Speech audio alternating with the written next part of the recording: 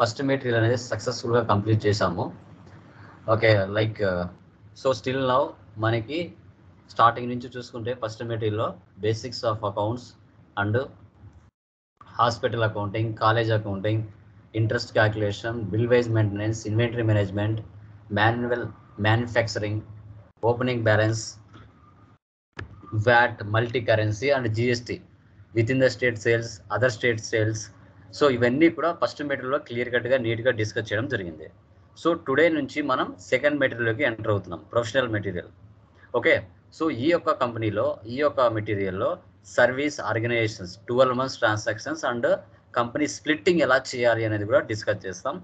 Trading company, manufacturing company, partnership, godown transfer, okay, batch wise maintenance, purchase order, sale order, TDS, TCS, ఇవన్నీ కూడా further క్లాసెస్లో మనం చెప్పుకుంటూ వెళ్తాం.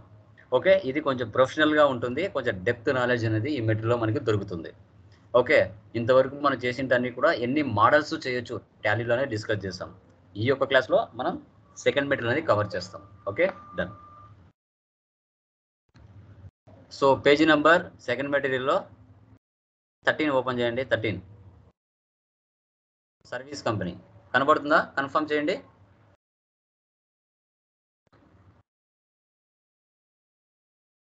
స్క్రీన్ ఓకేనా? కనబడుతుందా?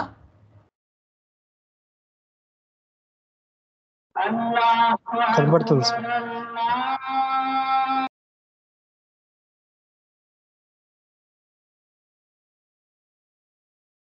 ఓకే, సో ఈ కంపెనీలో మనకి 12 months ట్రాన్సాక్షన్స్ ఉంటాయి. ఓకే, సర్వీస్ అంటే ఎలాంటి ఐటమ్స్ కొనడం కానీ అమ్మడం కానీ చేయం. ఓన్లీ మన బిజినెస్ పర్పస్ కోసం అసెట్లు పర్చేజ్ చేస్తాం, మన బిజినెస్ పర్పస్ కోసం ఉపయోగించుకుంటాం, అంతే. ఇక్కడ ఐటమ్స్ కొనడం కానీ అమ్మడం కానీ జరగదు సర్వీస్లో. ఓకే, ఇన్వెంటరీలో మాత్రమే అలా జరుగుతుంది. ఒక టూ మంత్స్ ఎంట్రీస్ నేను చూపిస్తాను, రిమైనింగ్ మంత్లోనే మీరు చేసుకుంటూ వెళ్ళాలి. ఎక్కడెక్కడ డౌట్ ఉంటో అవి నేను ట్రాన్సాక్షన్స్ పోస్ట్ చేసి చూపిస్తాను. రిమైనింగ్ మంత్లన్నీ మీరు 12 months ట్రాన్సాక్షన్స్ మీరు చేయాలి. Okay, done. చూడండి, ఫస్ట్ కంపెనీ క్రియేషన్ చేస్తున్నాను. Service companies,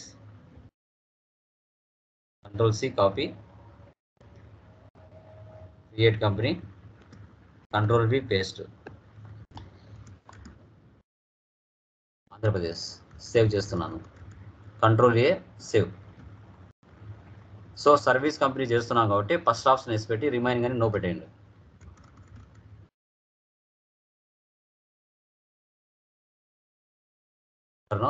save. Okay, so ఇప్పటి వరకు మీకు ఫస్ట్ నుంచి మీకు తెలియదు కాబట్టి లెడ్జెస్ ఎలా చేయాలనో షార్ట్ కట్స్ యూజ్ చేయలేదు. ఈ మెటీరియల్ నుంచి షార్ట్ కట్స్ యూజ్ చేస్తాం. డైరెక్ట్గా ఓచర్లోకి వెళ్తున్నా.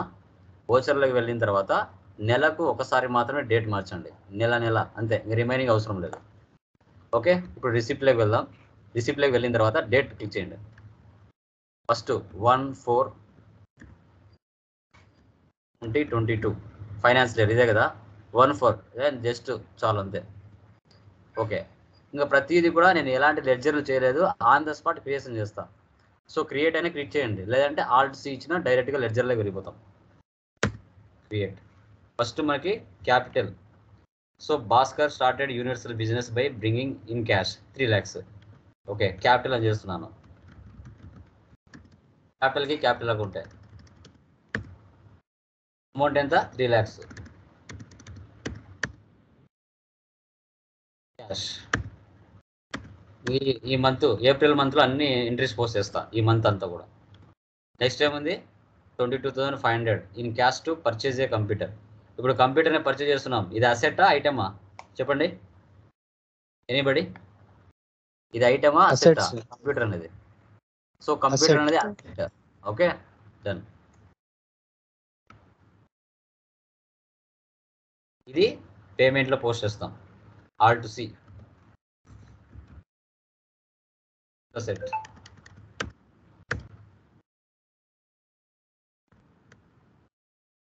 సో క్యాష్ సేవ్ చేయాలి. Next cash deposit 1 lakh in HDFC bank. So కాంట్రాలో పోస్ట్ చేయాలి. అమౌంట్ ఎంత? 1 lakh. Alt+C HDFC bank accounts.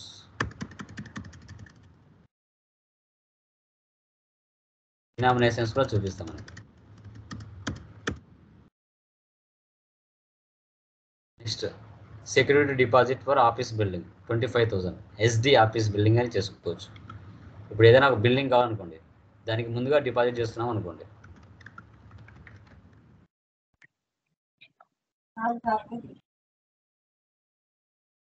Deposit assets తీసుకోవాలి. డిపాజిట్ అసెట్స్ దీంట్లో కొత్తగా ఇది ఒక లెడ్జర్ వస్తుంది. ఇది కూడా అండర్లో కరెంట్ అసెట్స్ ఉంటుంది. ముందుగా మన బిల్డింగ్ కోసం అడ్వాన్స్ ఇస్తున్నాం అనుకోండి 25,000. చెక్ అంటే బ్యాంక్, హెచ్డిఎఫ్సి బ్యాంక్. తర్వాత purchased the following fixed assets by paying check, ఇవన్నీ కూడా అసెట్స్. సో అన్ని పేమెంట్లను పోయాలి. క్యాష్ కానీ చెక్ కానీ అసెట్స్ పర్చేజ్ చేసామంటే పేమెంట్. ఒకవేళ అప్పుగా అయితే F7లో పోస్ట్ చేసుకోవాలి. ఓకే, కంట్రోల్-C కాపీ, అన్ని పేమెంట్లను పోస్ట్ చేయాలి. కంట్రోల్-V పేస్ట్. ఫిక్స్డ్ అసెట్ 6,000 మళ్ళీ డెబిట్ చేస్తున్నా. Alt-C. Furniture control control fixed assets 20,000 మళ్ళీ డెబిట్ చేస్తున్నాను. Alt-C. Air conditioner control control fixed assets 20,000 మళ్ళీ డెబిట్ చేస్తున్నాను. Alt-C. Electrical fittings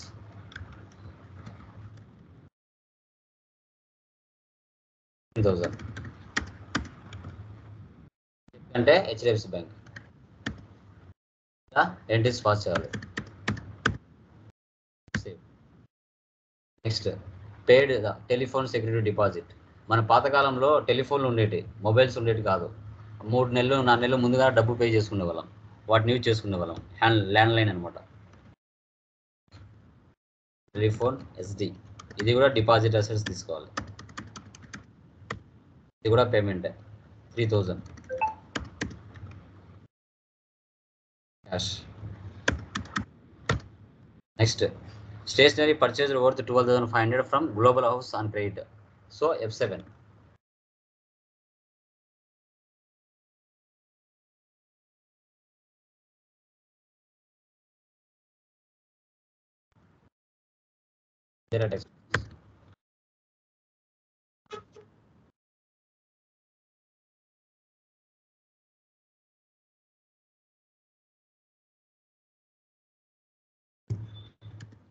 Alt-C global house sundry creditors. Next received as consulting fees 25,000 by cheque from silver services. ఇది ఏ దాంట్లో వస్తుందండి? ఏ కీలో వస్తుంది ఇది చెప్పండి. ఏ ట్రాన్సాక్షన్లో వస్తుంది ఇది? ఎనీబడి? F6 sir. F6 ఎందుకు వస్తుంది? F6 అమౌంట్ రిసీవ్ చేసుకుంటాను ఎవరి దగ్గర నుంచి? సిల్వర్ సర్వీసెస్ దగ్గర నుంచి. దీంట్లో డెబిట్ ఏది, క్రెడిట్ ఏది? Consulting fee credit sir, cash debit అవుతుంది. క్యాష్ ఉంది అక్కడ? By cheque sir. సిల్వర్ అని ఎందుకు తీసుకుంది? ఎందుకంటే అక్కడ క్రెడిట్ ట్రాన్సాక్షన్ కాదు కదా sir. Okay, good, very good. ఇక్కడ జరిగేది మనకి చెక్ ట్రాన్సాక్షన్ జరుగుతుంది. పేరు నెరేషన్లో రాసుకోవచ్చు సిల్వర్ అని, బట్ సిల్వర్ అనేది తీసుకోవాల్సిన అవసరం లేదు. ఓకే, ఇప్పుడు మీ ఓనర్ అడుగుతాడు, పలానా వ్యక్తి దగ్గర నేను పర్చేజ్ చేశాను కంప్యూటర్ అంటాం. ఎలా అంటే చెక్ ఆర్ క్యాష్, బట్ పేరు ఒకటి పలానా కంపెనీ అని చెప్పడానికి మాత్రమే, ఇలా అంతే. Okay, that very good. So F6 Alt-C consulting services. So indirect income amount ఎంత? 25,000. ఎందుకంటే హెచ్డిఎఫ్సి బ్యాంక్. కావాలంటే నెరేషన్ రాయొచ్చు ఫ్రమ్ సిల్వర్ సర్వీసెస్ అని. Next deposited 50,000 cash in HDFC bank contra 50,000.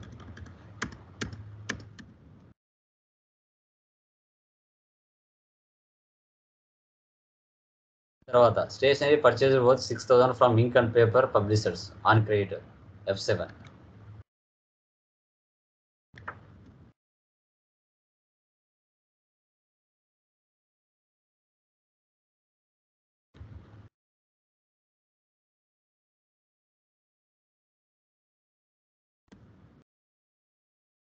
Sundry.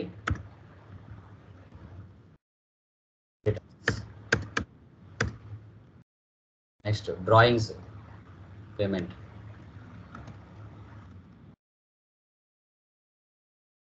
Capital 1,500. Next, office expenses. ఇది కూడా payment. Direct expenses.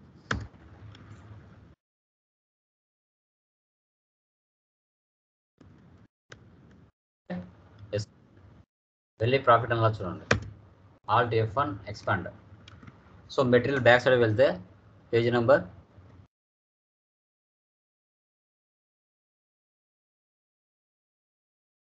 19 ఇక్కడ చూడండి, April month. So indirect expenses 92,250, indirect incomes 25,000. 25,000లో 19,250 rupees వెళ్ళిపోతే నెట్ ప్రాఫిట్ ఎంత? 5,750 rupees. Okay, ఇది April మంత్లో వచ్చిన నెట్ ప్రాఫిట్. ఓకే, ఇన్కమ్ ఎక్కువ ఉంది, ఎక్స్పెన్సెస్ తక్కువ ఉంది, కాబట్టి ఇన్కమ్ నుంచి ఎక్స్పెన్సెస్ తీసేస్తే 5,750 రూపీస్ మనకు ప్రాఫిట్లో ఏప్రిల్ మంత్లో ఉన్నాం. నెక్స్ట్ మంత్ మళ్ళీ ఏప్రిల్ టు మే మంత్ 2 మంత్లు కలిపి ఈ అమౌంట్ వస్తుంది. ఓకే, మీకు ప్రతి దానికి కూడా ఇక్కడ material back side groups ledgers అన్ని ఇచ్చేసి ఉంటా. మొత్తం 12 మంత్స్ ట్రాన్సాక్షన్ గ్రూప్స్ లెడ్జర్స్ ఇక్కడ ఇచ్చుంటా. తర్వాత వాటికి సంబంధించిన ఫంక్షన్ కీస్ కూడా ఇక్కడ ఇచ్చుంటా. మీకు డౌట్ వస్తే ఈ ఫంక్షన్ కీ చూసి ఎంట్రీ పాస్ చేసుకోవచ్చు. ఓకే, సెకండ్ మంత్ కూడా చేద్దాం.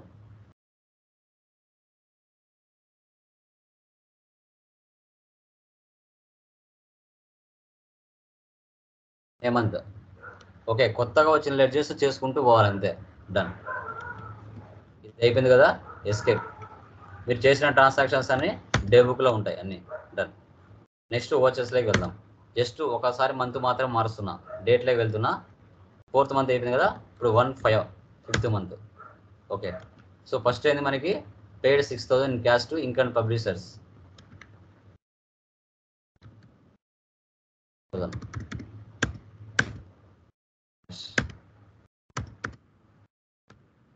Next office rent payment Alt C.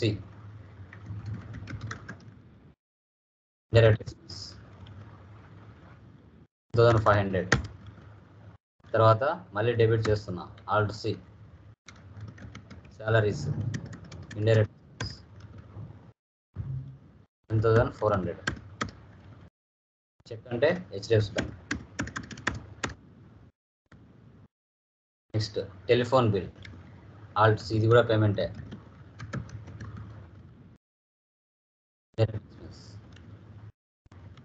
1250 మళ్ళీ డెబిట్ చేస్తున్నా, Alt C. Conveyance bill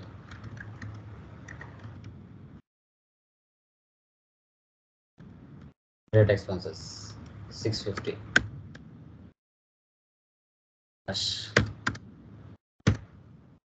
next cheque paid 12,500 to global house, ఇది కూడా పేమెంటే.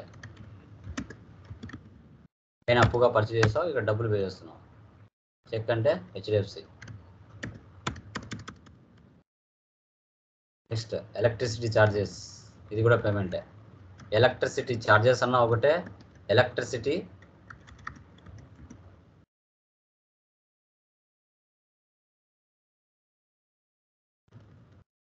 ఎక్స్పెన్సెస్ అన్న ఒకటే, ఎలక్ట్రిసిటీ బిల్ అన్న ఒకటే. మూడిటికి ఒకటే లెడ్జర్. మధ్య మధ్యలో బిల్లు ఎక్స్పెన్స్ అని కూడా వస్తాయి, మనం 3 లెడ్జర్లు చేయాల్సిన అవసరం లేదు.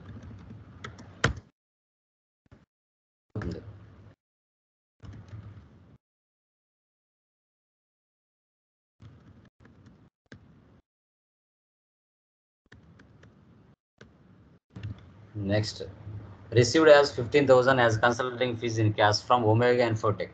దీంట్లో డెబిట్ ఏది, క్రెడిట్ ఏది? ఒమేగా ఇన్ఫోటెక్ తీసుకోవచ్చా తీసుకోకూడదా చెప్పండి?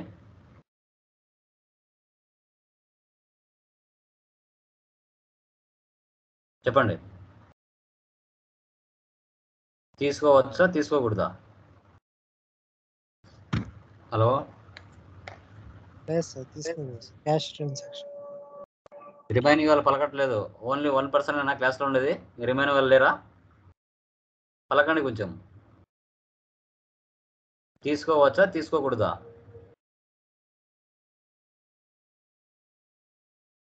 ఇక్కడ received as 15,000 as a consulting fees in cash from Omega Infotech.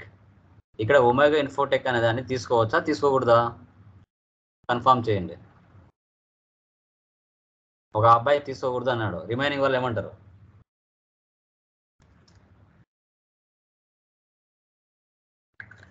తీసుకోకూడదు అనుకుంటా సార్. ఎందుకని?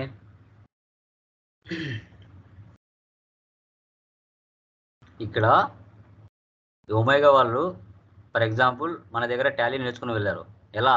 క్యాష్కి డైరెక్ట్గా క్యాష్ ఇచ్చి నేర్చుకుని వెళ్ళారు. అది మనకి ఇన్కమ్ ఏమవుతుంది? దాని పేరు కన్సల్టింగ్ ఫీజ్ అంటాం. ఒక్కొక్కరు ఒక పేరు పెట్టుకుంటారు. ట్రైనింగ్ ఫీజ్, డాక్టర్లు అయితే కన్సల్టింగ్ ఫీజ్, ఓకేనా? మనమైతే ఎవరైనా ఇన్స్టిట్యూట్లో అయితే ట్రైనింగ్ ఫీజ్, ఇలా రకరకాల పేర్లు పెట్టుకుంటారు. బట్ క్యాష్కు నేర్చుకుని వెళ్ళారు, అప్పుగా కాదు. కాబట్టి F6 తీసుకోవాలి.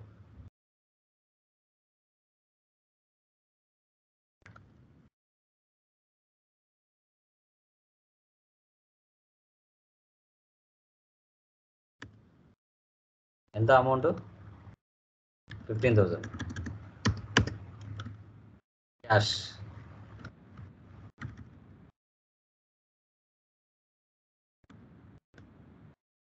తర్వాత consulting fees, cheque, city services తీసుకోవాల్సిన అవసరం లేదు. 25,000 HDFC బ్యాంక్. తర్వాత drawings 6,000 payment.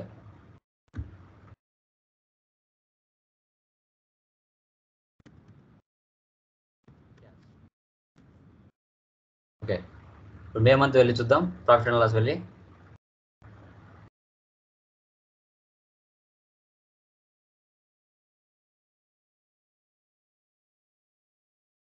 Alt F1 expand. So net profit ఎంత వచ్చింది? ఇక్కడ 29,690. ఇక్కడ 29,690.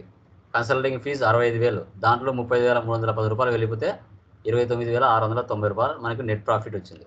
అదే కదా వచ్చింది ఇక్కడ నెట్ ప్రాఫిట్. ఓకే, ఇలా మంత్ వైజ్ మీరు చెక్ చేసుకుంటూ వెళ్ళాలి. ఇప్పుడు డే బుక్లో వెళ్తున్నా, ఇక్కడ చూడండి ఓన్లీ మే మంత్ మాత్రమే చూపిస్తుంది, మిగతా ఏప్రిల్ మంత్ ఇక్కడ చూపించట్లేదు.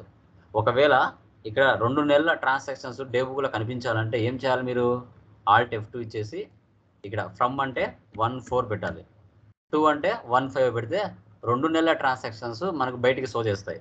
అలా కాదు, ఒక నెలనే కావాలంటే ఒక నెలనే ఇచ్చుకోవాలి. ఫ్రమ్ టు 2 కూడా 1,5 ఇస్తే మే మాత్రం కనబడుతుంది, 1,4 ఇస్తే ఏప్రిల్ మాత్రం కనబడుతుంది.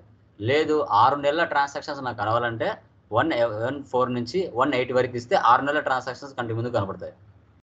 ఇప్పుడు చూడండి 2 నెలలు వచ్చినాయి, ఏప్రిల్ మంత్ మే మంత్ 2 వచ్చినాయి. 2 నెలలు మనకు షో చేయాలంటే అవసరం లేదు ఆల్ట్ F2, ఓన్లీ 4th మంతే కనిపించాలి. పైన 1,4 ఇవ్వండి, కింద 1,4 ఇవ్వండి. ఓన్లీ 4th మంత్ మాత్రమే షో చేస్తాయి. ఇప్పుడు 5th మంత్ కావాలి, 1,5 ఓన్లీ 5th మంత్ ట్రాన్సాక్షన్స్ మాత్రమే కనబడతాయి. మీరు ప్రాఫిట్ అండ్ లాస్ కూడా అంతే, ఏ మంత్ కావాలంటే ఆ మంత్ సపరేట్గా చూడొచ్చు. Profit and loss alt F1 expand. ఈ 2 నెలలు కలిసి వచ్చినాయి, నాకు ఏప్రిల్ మంత్ మాత్రమే ప్రాఫిట్ అండ్ లాస్ రావాలి. ఆల్ట్ F2 1,4 ఇవ్వండి. చూడండి ఓన్లీ నెట్ ప్రాఫిట్ 5,750 రూపాయలు, అది మాత్రమే ఓన్లీ ఏప్రిల్ మంత్ ప్రాఫిట్ మాత్రమే కనబడుతుంది. ఇలా కాదు, నాకు only May month profit and loss కావాలి. ఆల్ట్ F2 1,5 ఇవ్వండి. చూడండి ఓన్లీ నీకు నెట్ ప్రాఫిట్ 23,940 రూపాయలు, కానీ ఇక్కడ ఎంత ఉంది మెటీరియల్లో?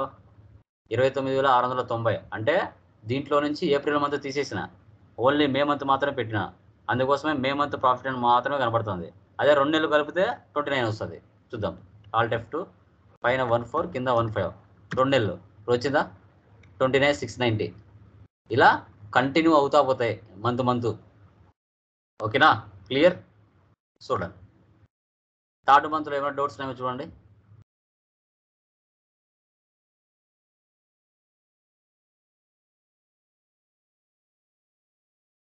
జూన్ మంత్లో ఏమైనా డౌట్స్ ఉన్నాయో చూడండి, ఏమైనా అర్థం కాలేదేమో ఇక్కడ చూడండి. Received an invoice for 5,500 from Raj travels for cab hiring charges. ఇప్పుడు రాజ్ ట్రావెల్స్ అనే వాళ్ళు కార్లు బాడుగకు ఇస్తూ ఉంటారు.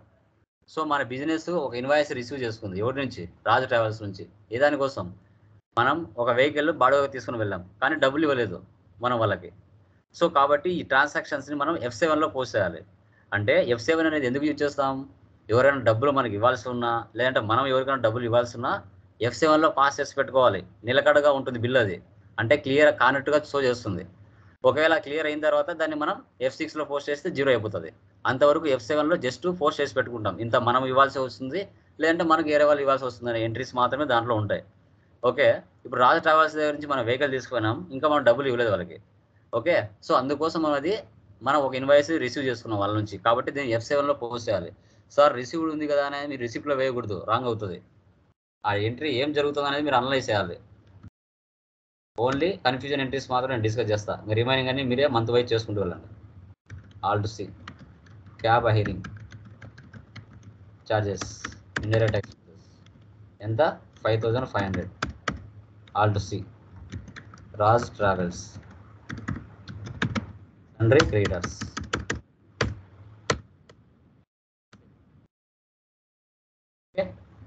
ఇది మళ్ళీ F6 వస్తుంది. సో వీళ్ళు ఫుడ్ చైన్ వాళ్ళు మన దగ్గర టాలీ నేర్చుకుని వెళ్ళారు, డబ్బులు క్యాష్ ఇచ్చారు, కన్సల్టింగ్ ఫీజు క్రెడిట్ అవుతుంది, క్యాష్ డెబిట్ అవుతుంది F6లో. తర్వాత salary advance, control C copy, పేమెంట్లో పోస్ట్ చేయాలి.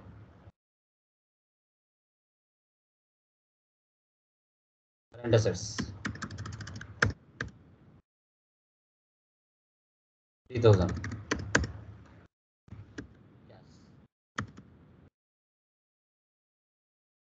నెక్స్ట్ ఇంకా electricity bill, drawings, FS expense ఇవన్నీ ఒకటే కామన్. తర్వాత జూలైలో చూడండి, raised and invoice 65,000 on Alphatech for consulting fee provided. Alphatech అనే వాళ్ళు మన దగ్గర టాలీ నేర్చుకుని వెళ్ళారు కానీ డబ్బులు ఇవ్వలేదు. సో వాళ్ళు మనకి పలానా ఇంత ఇవ్వాలని మనం F7లో పోస్ట్ చేసుకుంటాం. రైజ్డ్ అంటే వాళ్ళు మనకి ఇవ్వాలి అని అర్థం. ఓకేనా, సో వాళ్ళు ఇంకా ఇవ్వలేదు కాబట్టి అంతవరకు వాళ్ళు మనకి ఎంత ఇవ్వాలని తెలియడం కోసం F7లో పోస్ట్ చేసుకుంటాం.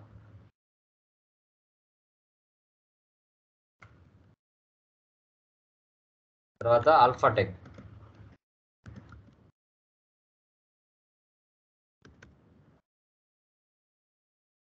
డెప్టార్స్ 5,000. కన్సల్టింగ్ ఫీజు ఆల్రెడీ ఉంది, కన్సల్టింగ్ సర్వీసెస్ సేవ్. తర్వాత next prepaid magazine subscription 2,400 paid by cheque. Prepaid magazine అంటే ఇప్పుడు మన ప్రతి ఇంటికి కూడా పేపర్ వస్తూ ఉంటుంది, న్యూస్ పేపర్. వాళ్ళు 2 నెలలకు ఒకసారి 3 నెలలకు ఒకసారి డబ్బులు పే చేస్తూ ఉంటారు, ఇది పేమెంట్ తీసుకోవాలి. అంటే సార్ 2,400. చెక్ అంటే HDFC బ్యాంక్.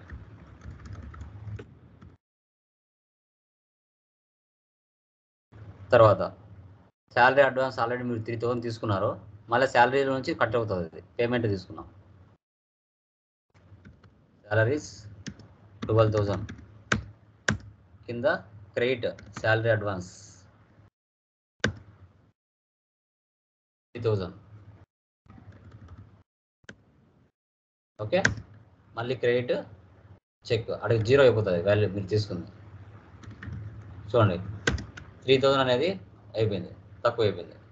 అంటే 12,000 శాలరీ అయితే ముందుగా 3,000 తీసుకున్నాం. సో కాబట్టి 3,000 మనం పట్టుకొని రిమైనింగ్ 9,000 మనకి ఇచ్చేస్తాం, కాబట్టి 0 అయిపోతుంది.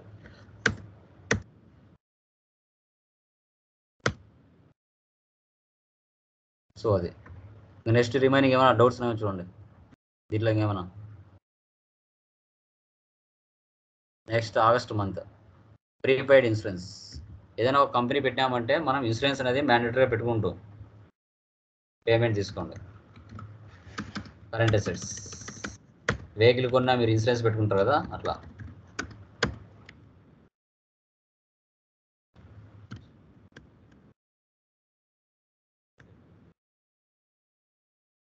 సేమ్ ఈ కన్సల్టింగ్ ఫీజు ఇది సేమ్ అంతే, ఎక్స్ మల్టీమీడియా రాదు. Okay done. నెక్స్ట్ చూడండి 40. మీడియా లైవ్ వాళ్ళు మన దగ్గర టాలీ నేర్చుకుని వెళ్ళారు, 50,000 డబ్బులు ఇవ్వాలి, కానీ వాళ్ళు ఇవ్వలేదు.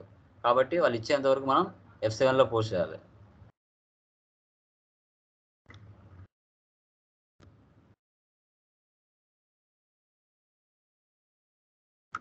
Control C copy.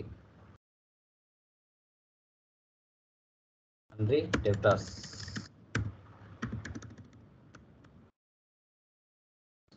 Consulting services F7లో పోస్ట్ చేసామా, చేసిన తర్వాత వాళ్ళు మళ్ళీ డబ్బులు ఇచ్చారు. Media live paid 20,000 cash, 28,000 cheque, remaining settle the bill అన్నారు. అంటే ఇంకా 2,000 ఇవ్వాలి, అది మనకు నష్టం. సో నష్టం కాబట్టి దాన్ని మనం డిస్కౌంట్ అలౌడ్ అంటాం. F6లో పాస్ చేయాలి. మీడియా లైవ్ 50,000 క్యాష్, 20,000 చెక్, 28,000,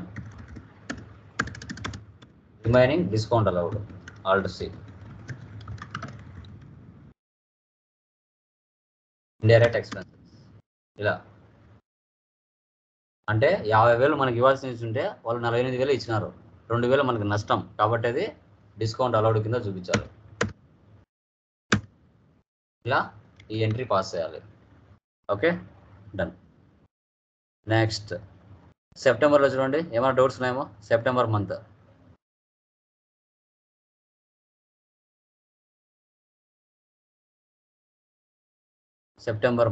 ఏమైనా డౌట్స్ ఉన్నాయేమో చూడండి. ఇంకా రాజా ట్రావెల్స్ వచ్చినప్పుడల్లా F7, దీంట్లో కొత్తగా ఏమి ఉండదు. నెక్స్ట్ అక్టోబర్ చూడండి. అక్టోబర్ మంత్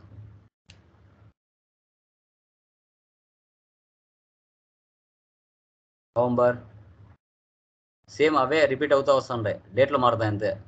నెల డేట్లు మార్చుకొని ఎంట్రీస్ పాస్ చేసుకోవాలి అంతే. ఓకే, చెక్ బౌన్స్ అయితే ఎలాగో చూడండి. Raised and invoice Trishul company consulting fees 27,500, ఇది F7లో పాస్ చేద్దాం.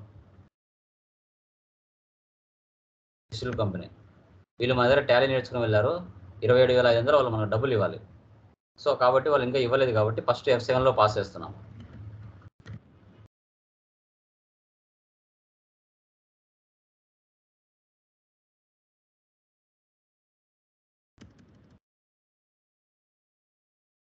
$27,500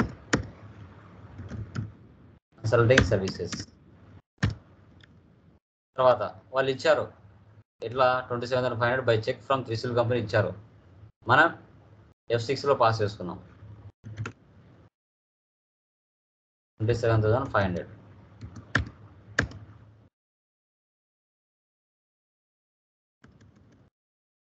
ఇంతవరకు బాగుంది. తర్వాత ఏమైంది, వాళ్ళు ఇచ్చినట్టుగా చెక్ ఇచ్చారు కదా, అది మన బ్యాంకులో వెళ్ళి ట్రాన్స్ఫర్ చేసుకోవడానికి మనం వేసి వచ్చాం. అదే బ్యాంక్ వాళ్ళు ఇంటిమేషన్ చేశారు మనకి, సో చెక్ బౌన్స్ అయిందని, అంటే ఆ డబ్బులు ఆ చెక్లో లేదు అని చెప్పినారు. మనమేమో ఎంట్రీ పాస్ చేసేసుకున్నాం. ఇప్పుడు మళ్ళీ దాన్ని క్యాన్సిల్ చేయాలిగా. వాళ్ళు ఇచ్చారు చెక్, బట్ మన అకౌంట్లో పడలేదు, చెక్ క్యాన్సిల్ అయింది లేదా బౌన్స్ అయింది. సో కాబట్టి వాళ్ళు మళ్ళీ మనకి ఇవ్వాల్సినట్టుగా ఎంట్రీ పాస్ చేయాలి, అంటే పేమెంట్లో పాస్ చేయాలి. ఇప్పుడు 0 అయిపోయింది ఇక్కడ, వాళ్ళు ఏం బాకీ లేనట్టుగా ఎంట్రీ చేసుకున్నాం, కానీ అది చెక్ బౌన్స్ అయింది, మనమేమో ఎంట్రీ పాస్ చేసినాం. మళ్ళీ ఇవ్వాల్సినట్టుగా తీసుకోవాలా 27,500 పేమెంట్లో పోస్ట్ చేయాలి. బౌన్స్ అయింది, ఓకే పేమెంట్లో వేసినాం, మళ్ళీ వాళ్ళు 27,500 మనకి ఇవ్వాల్సినట్టుగా F5లో పాస్ చేసాం. వాళ్ళ తర్వాత కొద్ది రోజుల తర్వాత 12,500 ఇచ్చినారు, ఫుల్ అమౌంట్ ఇవ్వలే, అంటే మళ్ళీ రిసిప్టే 12,500.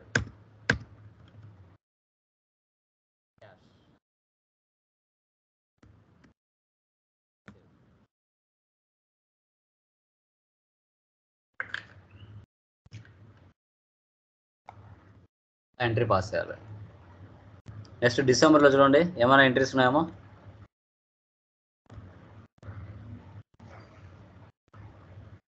Office equipment, control C. Transfer from tech నుంచి కొన్నారు, అసెట్ కదా, అప్పు కొన్నారు F7.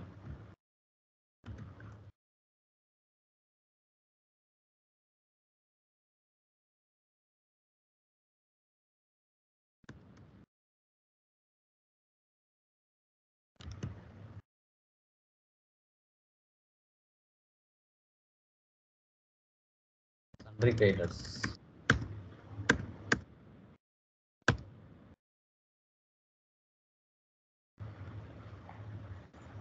ఓకే, రిమైనింగ్ అన్ని సేమ్. జనవరి చూడండి, జనవరి. సో అప్పుడప్పుడు బ్యాంక్ ఛార్జెస్ కట్ చేసుకుని ఉంటారు మన అకౌంట్లోంచి 500 600. Okay, cheque book charges payment.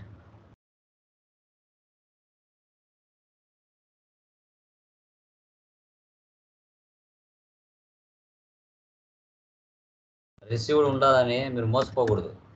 రిసిప్ట్లో వేసి అక్కడ ఎంట్రీ ఏం కట్ అవుతుందో చూసుకోవాలి.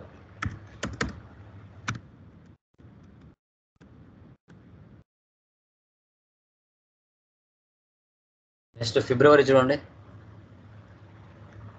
ఫిబ్రవరి మంత్ ఏముందో.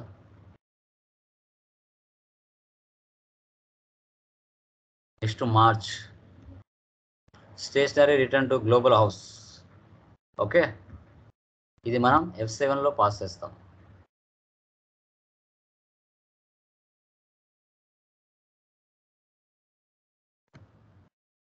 గ్లోబల్ హౌస్ 600 రివర్స్ పడుతుందండి,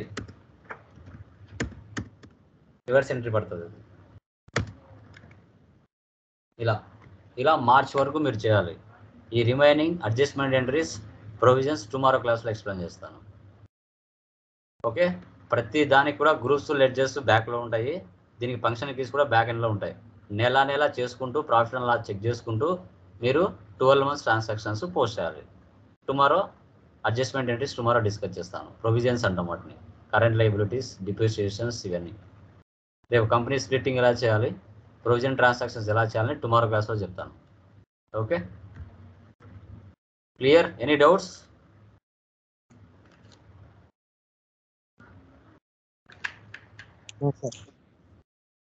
రిమైనింగ్ వాళ్ళు Teja, Lakshmi, any doubts? Clear? Yeah, ఇది చేసేయండి. ఓకే.